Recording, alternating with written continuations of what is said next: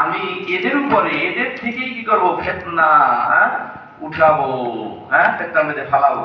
এমন ফিতনা তাদাউল হালিমা মিনহুম হায়রানা, তাদের মধ্যে যারা বর্তমান সহনশীল এরাও কি যাবে, হায়রান পরেশান হয়ে যাবে। এমন ফিতনা তাদের মধ্যে কি ফিতনার প্রভাব নাই যেতে দাও না।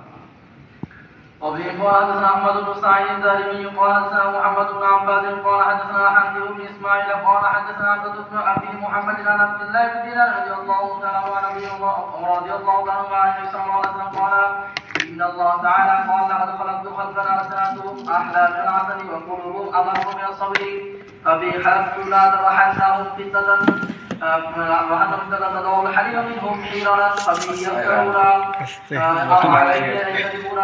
هذا حديث غريب من حديث ابن عمر لا نعرفه إلا من هذا الوجه.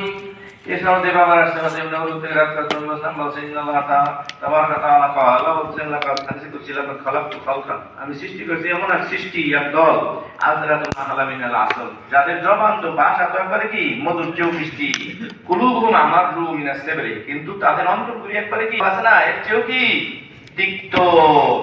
সাবি হালাকতু, আমি কি করি, এরা দুনিয়া চায়, খালি দুনিয়া না, আখিরাত চায় না। আমি আমার জাতের কসম করতেছি,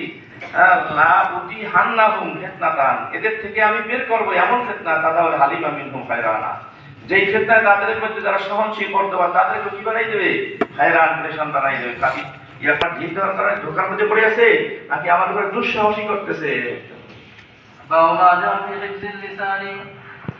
জওয়ান কি করার তার সমাজের ভিতরে আসছে। وبه قال حدثنا صالح بن عبد الله قال حدثنا ابن المبارك قال حدثنا سعيد بن نصر قال حدثنا عبد الله بن وبك على خطيئتك هذا حديث حسن. ওকবা ইবনে আমিরের কাছে বলেন, আমি বললাম ইয়া রাসূল মান নাজাত, নিষ্কৃতি নাজাত পাওয়া যাচ্ছে বলতে কি রাস্তা কি কিভাবে নাজাত পাওয়া যাবে। হুজুর বলেন আমনি কালে কালে সানাকা, তুমি তোমার জবানের কিও মালিক হয়ে যাও, জবানের মালিক বনিয়ে যাও, জবানকে নিয়ন্ত্রণ করো, জবান